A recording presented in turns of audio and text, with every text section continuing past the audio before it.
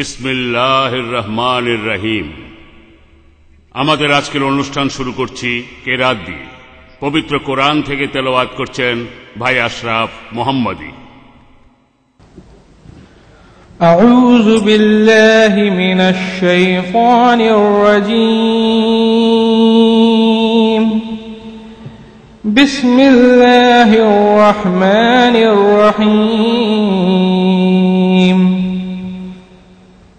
قد أفلح المؤمنون الذين هم في صلاتهم خاشعون والذين هم عن اللغو معرضون والذين هم للزكاة فاعلون والذين هم لفروجهم حافظون إلا على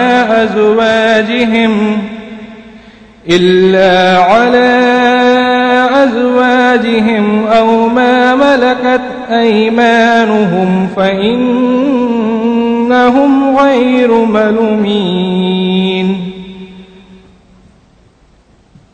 فمن ابتغى وراء ذلك فأولئك هم العادون والذين هم لأمانتهم وعهدهم راعون والذين هم على صلاتهم يحافظون أولئك هم الوارثون الذين يرثون الفردوس هم فيها خالدون صدق الله العظيم। পবিত্র কোরআনের সূরা মুমিনুনের 1 নম্বর আয়াত থেকে 11 নম্বর আয়াতের অনুবাদ। আমি পরম করুণাময় আল্লাহর কাছে শয়তান হতে পরিত্রাণ চাইছি। দয়াময় এবং পরম দয়ালু আল্লাহর নামে শুরু করছি। অবশ্যই মুমিনগণ সফলকাম হয়েছে যারা নিজেদের সালাতে বিনয়ী ও নম্র, যারা অসার ক্রিয়াকলাপ থেকে বিরত থাকে, যারা তাদের যাকাত দান করায় সক্রিয় থাকে, যারা নিজেদের যৌন অঙ্গকে সংযত রাখে নিজেদের পত্নী এবং দাসীগণ ব্যতীত, যারা তাদের অধিকারভুক্ত। এতে তারা কোনোভাবেই নিন্দনীয় হবে না এবং কেউ এদেরকে ছাড়া অন্যকে কামনা করলে তারা হবে সীমালঙ্ঘনকারী। এবং যারা নিজেদের আমানত ও প্রতিশ্রুতি রক্ষা করে আর যারা নিজেদের সালাতে যত্নবান থাকে, আর তারাই হবে অধিকারী হবে জান্নাতুল ফেরদৌসের, আর সেখানেই তারা চিরস্থায়ী হবে। নিশ্চয়ই আল্লাহ সত্যি কথা বলছেন। শ্রদ্ধেয় ভাই ও বোনেরা, আসসালামু আলাইকুম। আপনারা সবাই শান্তিতে থাকুন। ইসলামিক রিসার্চ ফাউন্ডেশনের পক্ষ থেকে আমি ডক্টর মোহাম্মদ নায়েক এই অনুষ্ঠানে আপনাদের সবাইকে স্বাগত জানাচ্ছি। ইসলামের দাওয়ায় নিয়োজিত ইসলামিক রিসার্চ ফাউন্ডেশন এই ধর্মের বিভিন্ন ধারণা সঠিকভাবে আর পরিষ্কারভাবে সবাইকে বোঝাতে চায়, আর ইসলাম সম্পর্কে অনেক মুসলিম আর অমুসলিমদের মধ্যে যে ভুল ধারণাগুলো আছে সেগুলো দূর করতে চায়। প্রমাণ, যুক্তি আর আধুনিক বিজ্ঞানের সাহায্যে এই ধারণাগুলির গ্রহণযোগ্য ব্যাখ্যা দেয়া হয়। ইসলামিক রিসার্চ ফাউন্ডেশনের নিয়মিত অনুষ্ঠানগুলোর মধ্যে রয়েছে পাবলিক লেকচারের আয়োজন করা, যার পরেই থাকে উন্মুক্ত প্রশ্নোত্তর পর্ব, সিম্পোজিয়াম, উন্মুক্ত মতবিনিময় অনুষ্ঠান, এছাড়াও সাইড প্রোগ্রাম।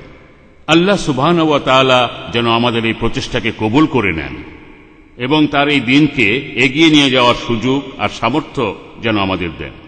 আমিন। ডক্টর জাকির নায়েক হলেন এই ইসলামিক রিসার্চ ফাউন্ডেশনের প্রেসিডেন্ট। পেশাগতভাবে একজন মেডিকেল ডাক্তার হলেও ডক্টর জাকির এখন পুরোপুরিভাবে ইসলামের সত্যকে প্রসারের কাজে নিয়োজিত রয়েছেন।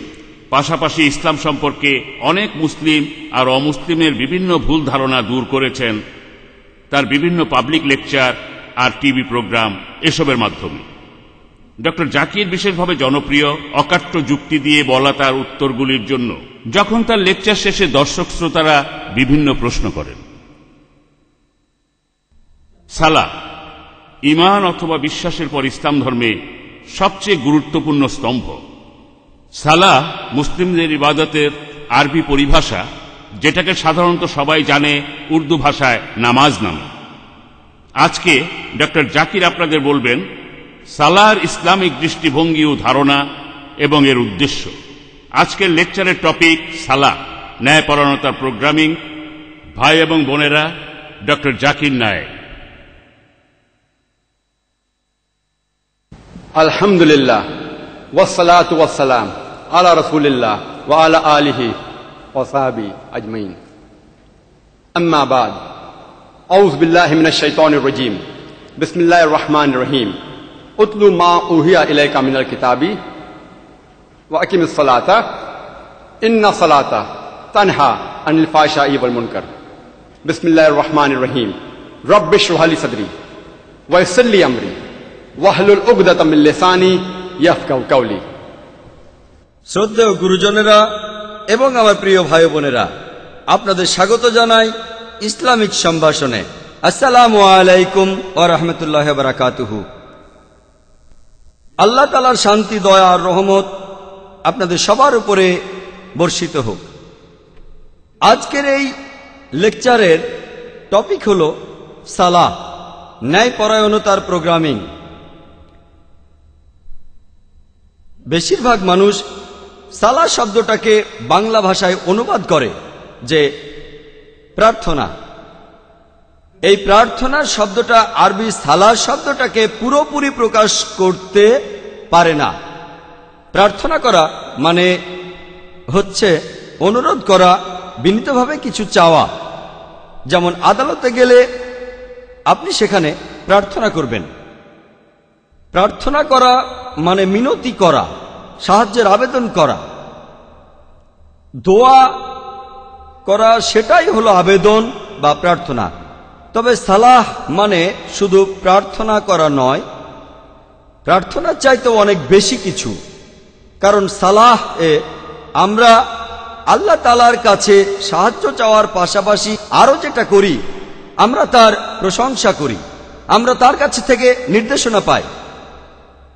আর এসবের পাশাপাশি সালাহ হলো এক ধরনের প্রোগ্রামিং। এটা একটা শর্তাধীন অবস্থা, অথবা একজন সাধারণ মানুষের কথায় এটা হলো ব্রেন ওয়াশিং। তবে যদি কেউ সালাহ আদায় করতে যায় এবং অন্য কেউ যদি তাকে জিজ্ঞেস করে যে আপনি কোথায় যাচ্ছেন, সে যদি বলে ব্রেন ওয়াশিং করতে যাচ্ছে অথবা কোনো প্রোগ্রামে যাচ্ছে, এটা শুনতেই অদ্ভুত লাগবে। সেজন্য আমি ব্যক্তিগতভাবে কিছু মনে করি না যদি মানুষ আরবি শব্দ সালাহটাকে প্রার্থনা বলে। কিন্তু তাদের এটা মনে রাখতে হবে যে সালাহ আসলে প্রার্থনার চাইতে অনেক বেশি কিছু। যখনই আপনারা প্রোগ্রামিং শব্দটা শোনেন, আপনারা তখনই ভাবেন একটা কম্পিউটারের কথা। যদি আপনি ধরে নেন যে মানুষ হলো একটা যন্ত্র, তাহলে আমি বলবো এই যন্ত্রটা হলো পুরো পৃথিবীর মধ্যে সবচেয়ে জটিল যন্ত্র। পৃথিবীর সবচেয়ে উন্নত কম্পিউটারের চাইতেও মানুষ অনেক বেশি জটিল। আর আমরা মানুষ জাতি, আমরা হলাম আশরাফুল মখলুকাত, আল্লাহ সুবহানাহু ওয়া তাআলার সবচেয়ে সেরা সৃষ্টি। আর পবিত্র কোরআনে আছে সূরা ৩-এর ৪ নম্বর আয়াতে উল্লেখ করা হয়েছে, লাকাদ খালাকনাল ইনসানা ফি আহসানি তাকওয়িম, যে নিশ্চয়ই আমি তো মানুষকে সৃষ্টি করেছি সুন্দরতম গঠনে।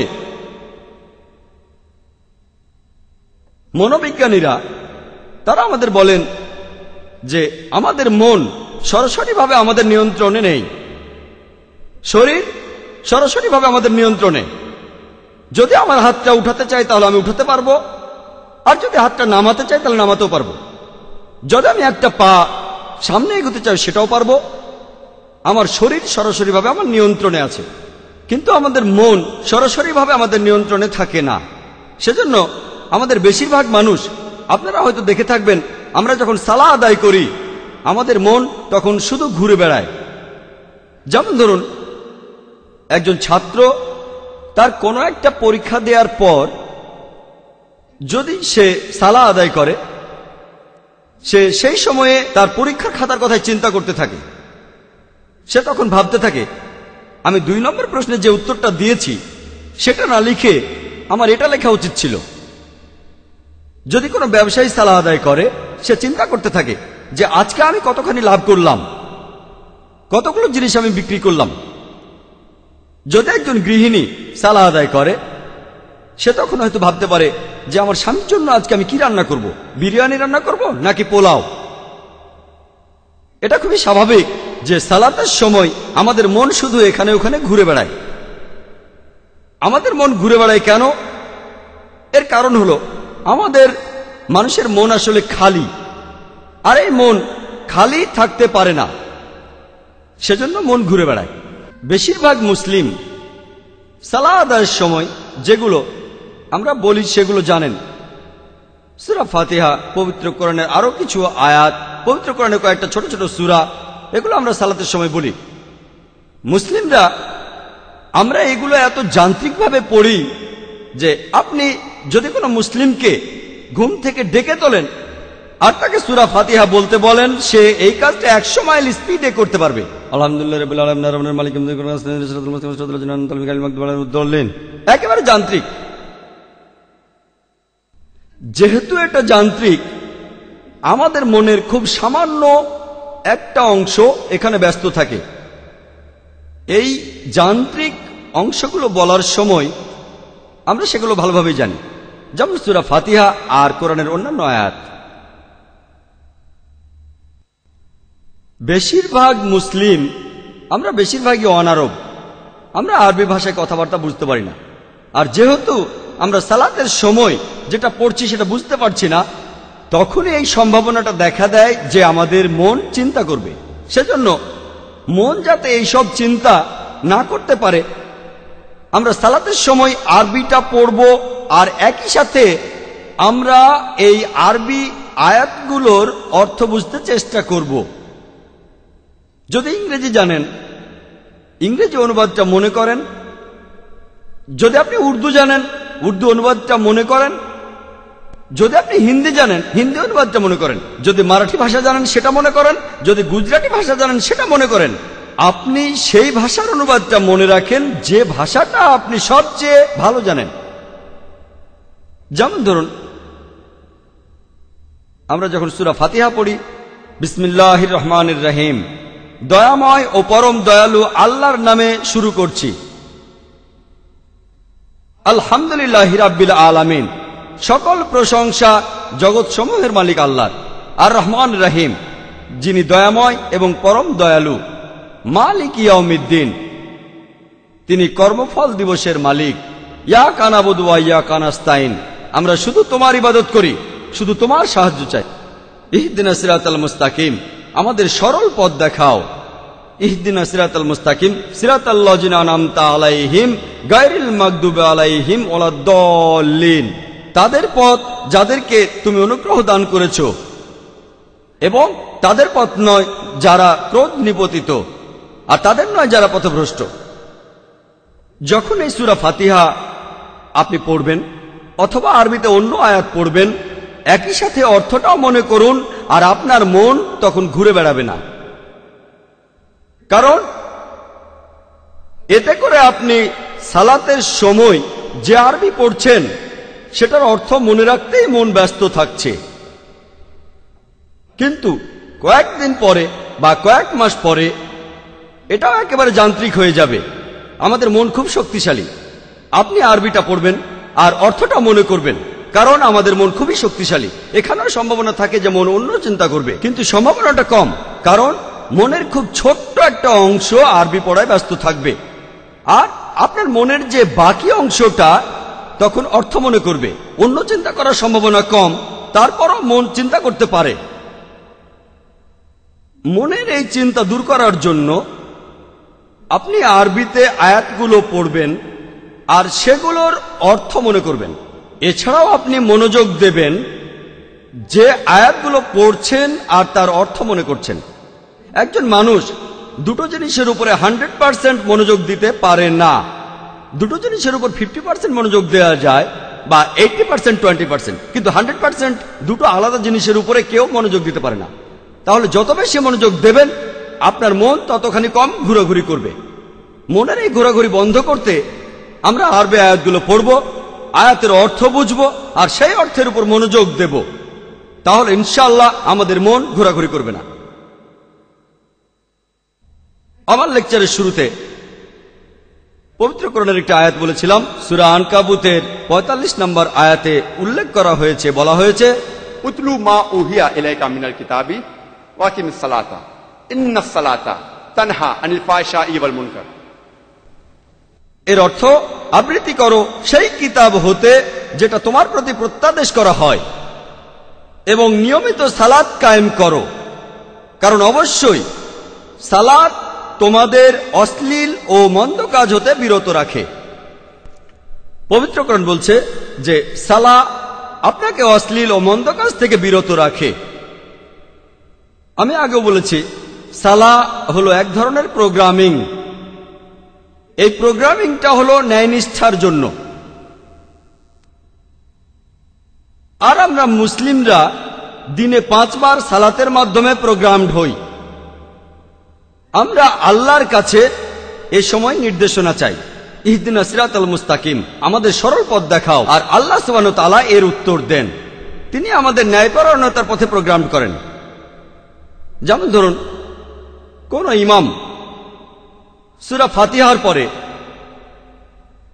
তিনি পড়তে পারেন সূরা মাইদার 90 নম্বর আয়াত। সেখানে বলা হয়েছে, ইয়া আইয়ুহাল্লাযীনা আমানু, হে মুমিনগণ, ইন্নামাল খামরু ওয়াল মাইসিরু, নিশ্চয়ই মদ এবং জুয়া ঘৃণ্য বস্তু, ওয়াল আনসাব ওয়াল আজলাম, মূর্তি পূজার বেদী এবং ভাগ্য নির্ণয়ক স্বর, রিজসুম মিন আমালি শাইতান, এগুলো সব শয়তানের কাজ।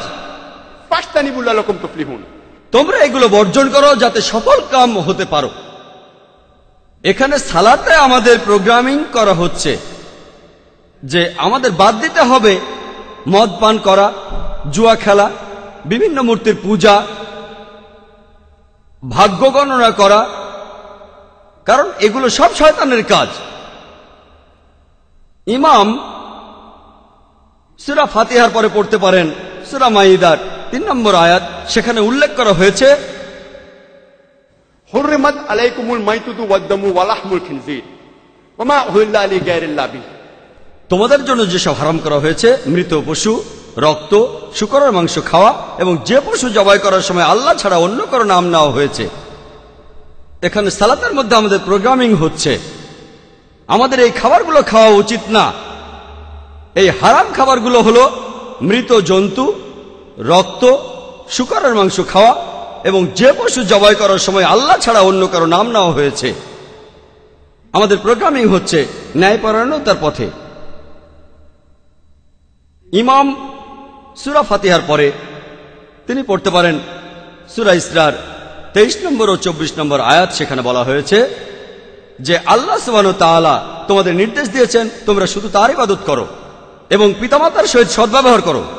যদি তাদের একজন অথবা দুজনেই বার্ধক্যে উপনীত হয় তাদের কোন রকম ধমক দিও না, এমনকি উফ শব্দটাও বলো না, বরং তাদের সাথে সম্মান করে কথা বলো এবং মমতা দিয়ে তাদের সাথে ব্যবহার করো। আর আল্লাহর কাছে প্রার্থনা করো, তাদের প্রতি দয়া করো যেভাবে তারা শৈশবে আমাকে লালন করেছেন।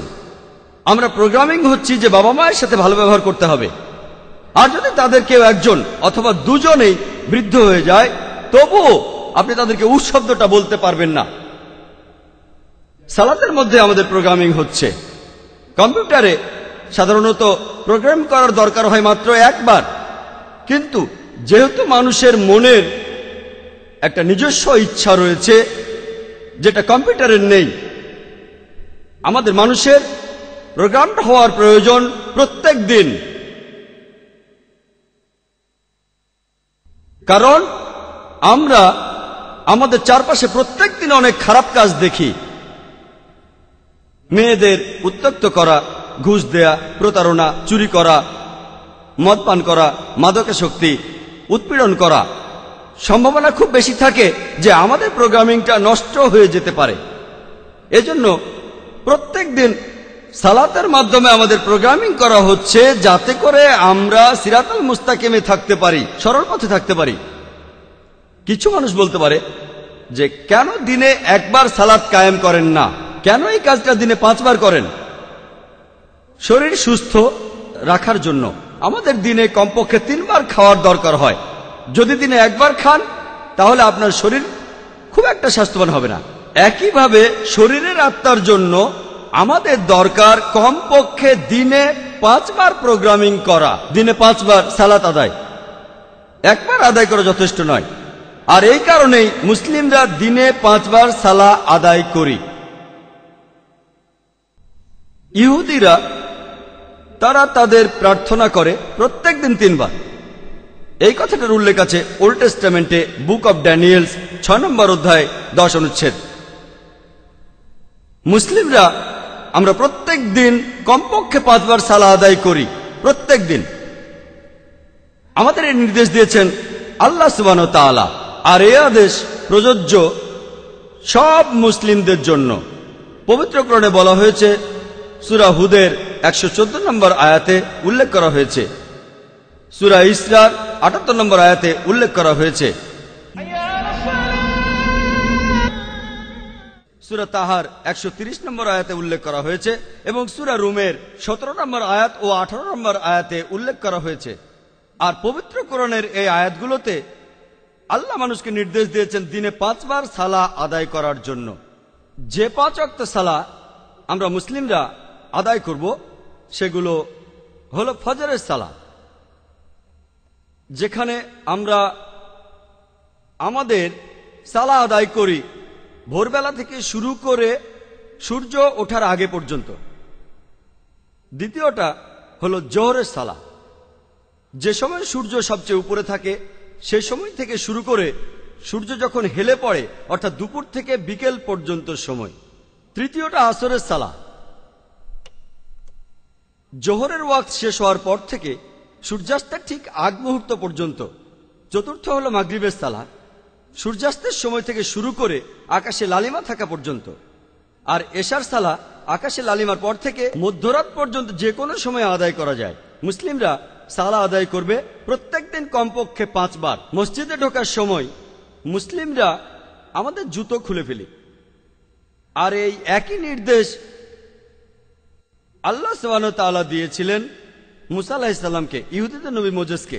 পবিত্র কোরআনেও এটার উল্লেখ আছে, সূরা তাহার 11 নম্বর ও 12 নম্বর আয়াতে উল্লেখ করা হয়েছে, যখন মুসা আগুনের কাছে আসলো সে একটা কণ্ঠ শুনল, হে মুসা, নিশ্চয়ই আমি তোমার প্রতিপালক, তোমার জুতো খুলে ফেলো, কারণ তুমি পবিত্র তুয়া পাহাড়ে রয়েছ।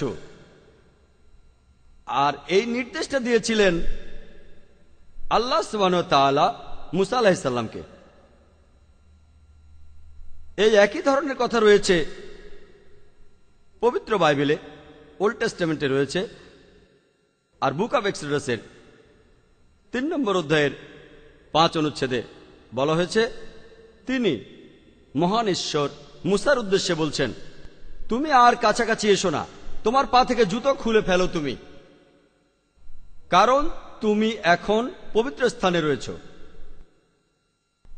এই একই ধরনের কথা বলা হয়েছে বুক অব অ্যাক্টসে 7 নম্বর অধ্যায় 33 অনুচ্ছেদে, যে ঈশ্বর মুসাকে বলছেন, তোমার জুতো খুলে ফেলো তোমার পা থেকে, কারণ তুমি এখন রয়েছ পবিত্র স্থানে। আমরা মুসলিমরা আমাদের এই সুযোগটাও দেওয়া হয়েছে যে আমরা জুতো পরে মসজিদের ভেতরে ঢুকতে পারবো, অথবা যখন নামাজ পড়ি আমাদের নবীজি এই কথা বলেছেন। আমাদের নবীজি বলেছেন, তোমার পায়ে জুতো থাকলে তার তলাটা পরিষ্কার থাকবে। এটা বলা আছে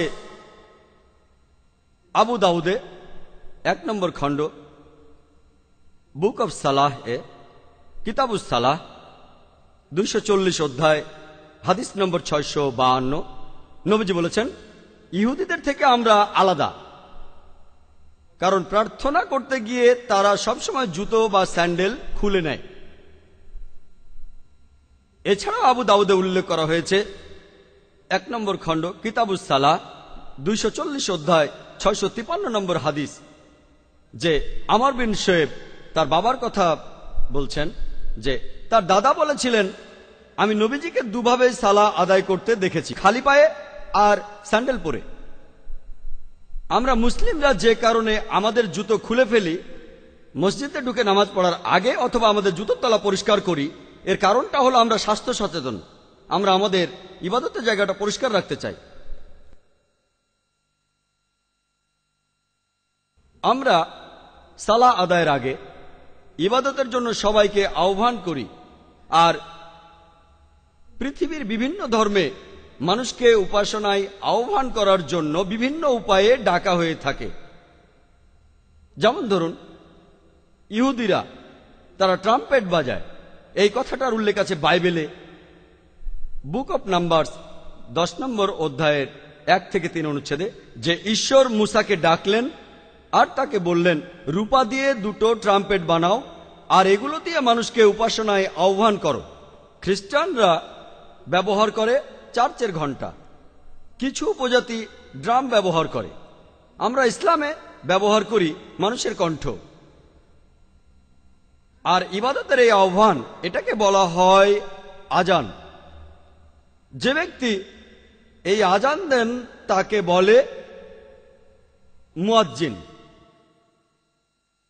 মানুষের কণ্ঠ অনেক বেশি শ্রুতিমধুর যদি এর সাথে আপনি তুলনা করেন ট্রাম্পেট, ঘণ্টা বা ড্রামকে।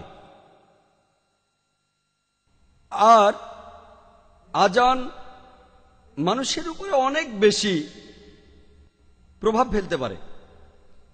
এমন অনেক অমুসলিম আছেন যারা ইসলাম গ্রহণ করেছেন শুধুমাত্র আজানের কথাগুলো শুনেই। এই শ্রুতিমধুর আজানে তারা এতটাই মুগ্ধ হয়, এই আজান তাদের হৃদয়, তাদের মন আর আত্মার উপর এতটাই প্রভাব ফেলে যে তারা ইসলাম গ্রহণ করে। তবে দুর্ভাগ্যজনকভাবে আমরা বোম্বেতে যেসব আজান শুনি তার বেশিরভাগই শ্রুতিমধুর নয়, যেমনটা হওয়া উচিত ছিল। আর এই আজানে মানুষের জন্য অসুবিধাই বেশি হয়। সেজন্য আমি সব মুয়াজ্জিনকে অনুরোধ করব, আপনারা হারমাইন শরীফের আজানটা শুনবেন, মদিনার মসজিদে নববী আর মক্কায় মসজিদে হারামের আজান। এই আজানগুলো শুনবেন যে আজান আসলে কেমন হওয়া উচিত।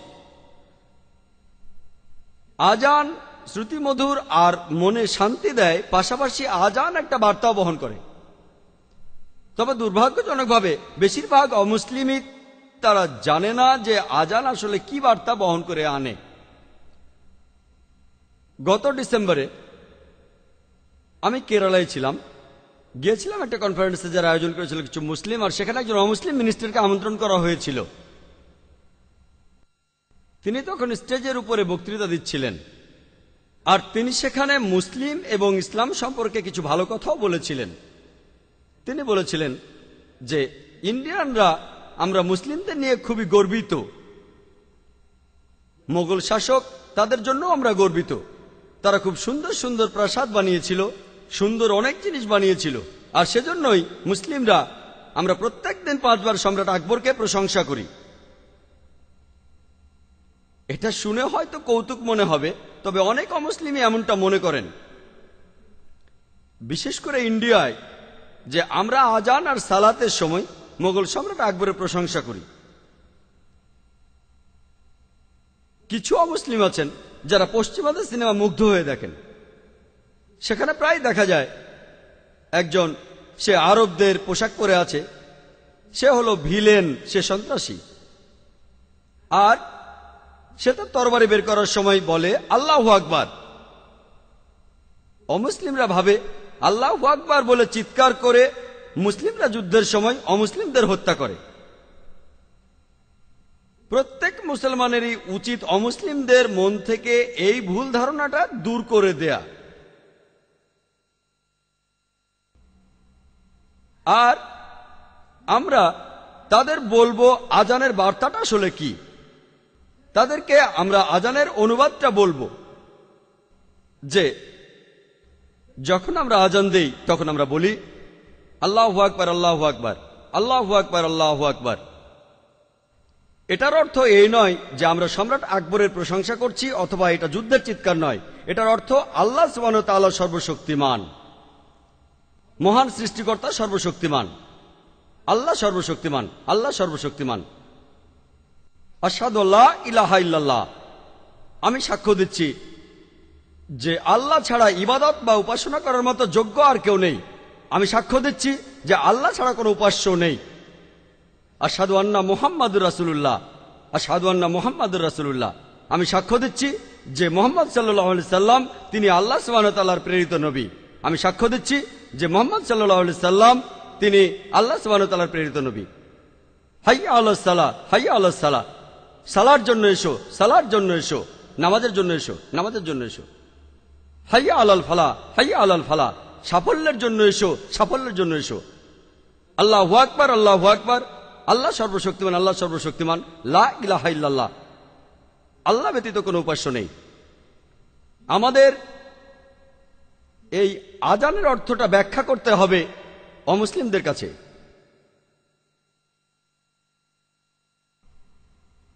এটা কর্তব্য মুসলিমদের যে আমরা অমুসলিম ভাইদের কাছে ইসলামের বার্তা পৌঁছে দেব আর তার ব্যাখ্যা করব। সালাহ আদায়ের আগে আমরা সব সময় নিজেদেরকে পবিত্র করে নেই, তার মানে আমরা নিজেদের পরিষ্কার করে নিই, তার মানে আমরা ওযু করি। পবিত্র কোরআনে এই কথা বলা হয়েছে সূরা মাইদার 6 নম্বর আয়াতে উল্লেখ করা হয়েছে যে ইয়া আইয়ুহাল্লাযিনা আমানু, হে মুমিনগণ, যখন তোমরা সালাতের জন্য প্রস্তুত হবে তখন তোমরা তোমাদের মুখমণ্ডল ও হাত কনুই পর্যন্ত ধৌত করবে, তোমাদের মাথা মাসাহ করবে এবং তোমাদের পা গোড়ালি পর্যন্ত ধৌত করবে। এটা আবশ্যিক যে প্রত্যেক মুসলিম তারা সবাই পবিত্র হবে, সবাই ওযু করবে যখন তারা সালাহ আদায় করবে। আর একই ধরনের কথা রয়েছে পবিত্র বাইবেলে, আছে বুক অব এক্সোডাসে 40 নম্বর অধ্যায় 31 ও 32 অনুচ্ছেদে যে মুসা এবং হারুন আর তাদের পুত্ররা তারা তাদের হাত এবং পা ধৌত করল, তারপর প্রার্থনার জন্য মন্দিরে ঢুকলো। তারা যখন পূজার বেদির কাছে আসলো তারা পরিষ্কার হলো যেভাবে ঈশ্বর নির্দেশ দিয়েছিলেন মুসাকে। একই ধরনের কথা রয়েছে বুক অব অ্যাক্টসে 21 নম্বর অধ্যায়ের 26 অনুচ্ছেদে যে পল সেই লোকদের নিয়ে গেলেন আর পরের দিন তাদের নিয়ে তিনি পবিত্র হলেন এবং মন্দিরে প্রবেশ করলেন।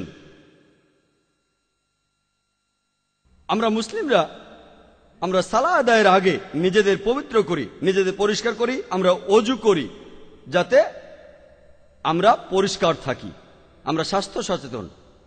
আর এছাড়াও পবিত্র হওয়ার পাশাপাশি ওযুর মাধ্যমে আমরা বিশেষ ধরনের একটা মনস্তাত্ত্বিক প্রস্তুতি নেই, মানসিক প্রস্তুতি নেই যে আমরা এখন আল্লাহ সুবহানাহু ওয়া তাআলার সাথে যোগাযোগ করব। আমাদের নবীজি বলেছেন, সহিহ বুখারীতে উল্লেখ আছে 1 নম্বর খণ্ড বুক অব সালাহ 56 নম্বর অধ্যায় 429 নম্বর হাদিস, যে এই পৃথিবী সৃষ্টি হয়েছে এজন্য যাতে আমি আর আমার অনুসারীরা সিজদা দিতে পারি। এটা একটা মসজিদ। মসজিদ অর্থ যে স্থানে সিজদা দেয়া হয়। আমাদের নবীজি বলেছেন যে পুরো পৃথিবীটাই, এই পুরো বিশ্বটাই একটা মসজিদ বিশ্বাসীদের জন্য। তবে এটাও ঠিক, যেখানে সালাহ আদায় করবেন, সিজদা দেবেন, সে জায়গাটা পরিষ্কার হতে হবে। এটার উল্লেখ আছে সহিহ বুখারীতে 1 নম্বর খণ্ড বুক অব আজানে 75 নম্বর অধ্যায় 692 নম্বর হাদিস। হযরত আনাস রাদিয়াল্লাহু তাআলা আনহু বলেছেন যে সাহাবীরা যখন সালার জন্য দাঁড়াতেন একজনের কাঁধ তার পাশের জনের কাঁধের সাথে লেগে যেত, একজনের পা তার পাশের জনের পায়ের সাথে লেগে থাকত। একই ধরনের কথা আছে বুক অব সালাহ আবু দাউদের অধ্যায় নম্বর 245 হাদিস নম্বর 666।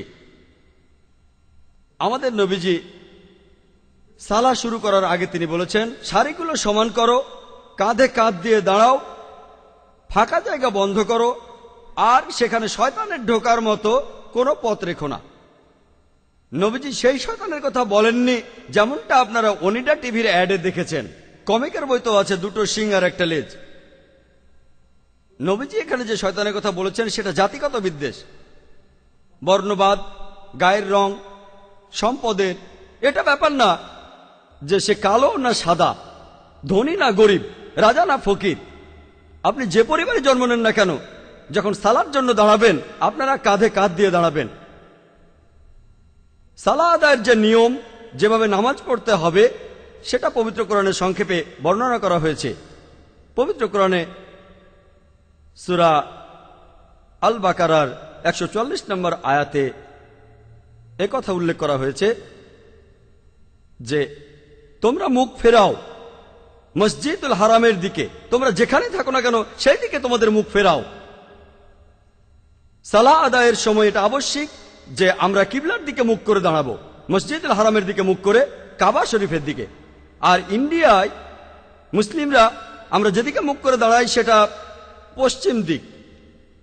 আমি ইন্ডিয়ায় যখন ভ্রমণ করি, যদি আমি কিবলার দিকটা না জানি কোন দিকে দাঁড়াবো, তখন যদি কোনো অমুসলিমকে জিজ্ঞেস করি, আমি পশ্চিম দিকের কথা জিজ্ঞেস করি না। আমি যেটা করি তাকে জিজ্ঞেস করি পূর্ব দিক কোনটা, তারপর আমি উল্টো দিকে মুখ করে দাঁড়াই। না হলে সে হয়তো ভাববে যে আমরা আসলে পশ্চিমাদের উপাসনা করছি। পবিত্র কোরআন বলছে, সূরা আল বাকারার 238 নম্বর আয়াতে উল্লেখ করা হয়েছে যে তোমরা যখন সালাতে আল্লাহকে মনে করবে, তোমরা আল্লাহর উদ্দেশ্যে বিনীতভাবে দাঁড়াবে। পবিত্র কোরআন বলছে, সালাহ আদায়ের সময় তোমরা আল্লাহর উদ্দেশ্যে বিনীতভাবে দাঁড়াও। আর সালার সময় সূরা ফাতিহা পড়াটা আবশ্যিক। আর পবিত্র কোরআনে সূরা হিজরের 87 নম্বর আয়াতে উল্লেখ করা হয়েছে যে আমি তো তোমাকে দিয়েছি 7 আয়াত যা বারবার পড়া হয়, এবং দিয়েছি মহান কোরআন। যে 7 আয়াত বারবার পড়া হয় সেটা হলো সূরা ফাতিহা। এটাকে আরো বলা হয় মাইনর কোরআন, আর কোরআনের বাকি অংশটাকে বলা হয় মহান কোরআন। এটা আমাদের জন্য আবশ্যিক যে সালার প্রত্যেক রাকাতে আমরা সূরা ফাতিহা পড়ব। রুকু শব্দটা অর্থাৎ মাথা নোয়ানো, পবিত্র কোরআনে এই শব্দটার উল্লেখ আছে সব মিলিয়ে মোট 13 বার। আর সিজদা শব্দটা যেটা সালার শ্রেষ্ঠ অংশ, এই শব্দটা পবিত্র কোরআনে উল্লেখ আছে সব মিলিয়ে 92 বার। এটার উল্লেখ আছে পবিত্র কোরআনে 32টি আলাদা সূরায়। আর একটা আলাদা অধ্যায় আছে 32 নম্বর অধ্যায়, যেটার নাম সূরা সাজদা, মাটিতে উপর হওয়া। পবিত্র কোরআনে বলা হয়েছে, সূরা ইমরানের 43 নম্বর আয়াতে উল্লেখ করা হয়েছে, ইয়া মারিয়াম মুকনুতি লিরাব্বিকি ওয়াসজুদি ওয়ারকাই মা'আর রাকিঈন। হে মরিয়ম, তোমার প্রতিপালকের প্রতি অনুগত হও, তার প্রতি সিজদা করো, এবং যারা রুকু করে তাদের সাথে রুকু করো। পবিত্র কোরআন বলছে, সূরা হাজের 77 নম্বর আয়াতে উল্লেখ করা হয়েছে, ইয়া আইয়ুহাল্লাযিনা আমানু, হে মুমিনগণ, তোমরা সিজদা করো ও রুকু করো এবং আল্লাহর ইবাদত করো ও সৎকর্ম করো, যাতে সফল কাম হতে পারো। আল্লাহ সুবহানাহু ওয়া তাআলার প্রত্যেক নবী যখন তারা ইবাদত করেছেন আল্লাহ সুবহানাহু ওয়া তাআলার কাছে, তারা সিজদা দিয়েছেন, মাটিতে উপুড় হয়েছেন। সকল নবী করেছেন। আর একই ধরনের কথা আছে পবিত্র বাইবেলেও। যদি ওল্ড টেস্টামেন্ট পড়েন, বুক অব জেনেসিস 17 নম্বর অধ্যায়ের 3 অনুচ্ছেদ বলছে, ইব্রাহিম মাটিতে উপুড় হয়েছিলেন। বুক অব নাম্বারস 20 নম্বর অধ্যায়ের 6 অনুচ্ছেদ, মুসা এবং হারুন মাটিতে উপুড় হয়েছিলেন। বুক অব জোশুয়া 5 নম্বর অধ্যায়ের 14 অনুচ্ছেদ, জোশুয়া মাটিতে উপুড় হয়েছিলেন আর উপাসনা করেছিলেন।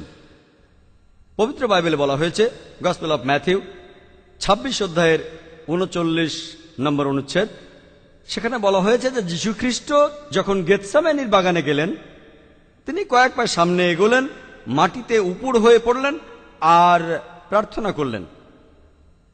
মহান সৃষ্টিকর্তার সকল নবী রাসূলই সালাহ আদায়ের সময় তারা সিজদা দিয়েছেন।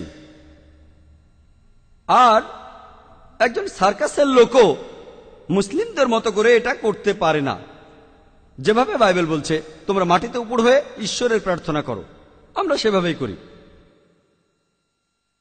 আমরা যে কারণে সিজদা দিয়ে থাকি সেটা আমি আগেও বলেছি, মন সরাসরিভাবে আমাদের নিয়ন্ত্রণে থাকে না, শরীরকে আমরা সরাসরিভাবে নিয়ন্ত্রণ করতে পারি। আপনি যদি আপনার মনকে নম্র করতে চান তাহলে আপনার শরীরকেও নম্র করতে হবে। আর শরীরকে নম্র করার সবচেয়ে শ্রেষ্ঠ উপায় হলো আপনার শরীরের সবচেয়ে উপরের অংশ অর্থাৎ কপাল, আর এখানে রয়েছে ফ্রন্টাল লোব অর্থাৎ ব্রেন, শরীরের সবচেয়ে গুরুত্বপূর্ণ অঙ্গ।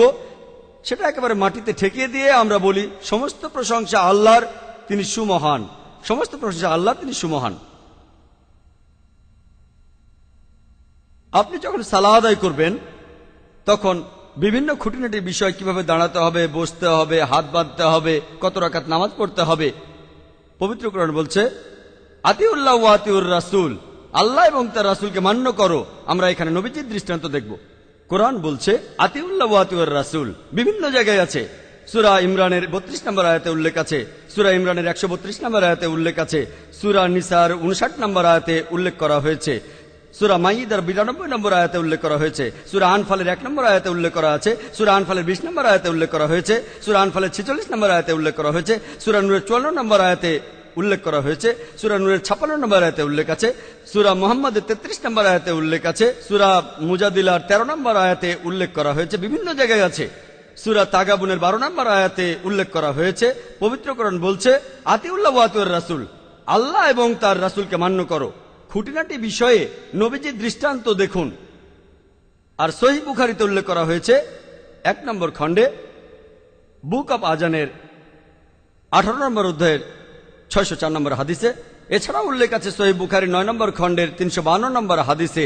নবীজি বলেছেন ইবাদত করো যেভাবে আমাকে ইবাদত করতে দেখেছো, ইবাদত করো যেভাবে আমাকে ইবাদত করতে দেখেছো। তাহলে খুঁটিনাটি বিষয়ে আপনারা জানতে পারবেন সহিহ হাদিস থেকে। সালাহ হলো ইসলাম ধর্মে ঈমান অথবা বিশ্বাসের পরে সবচেয়ে গুরুত্বপূর্ণ স্তম্ভ।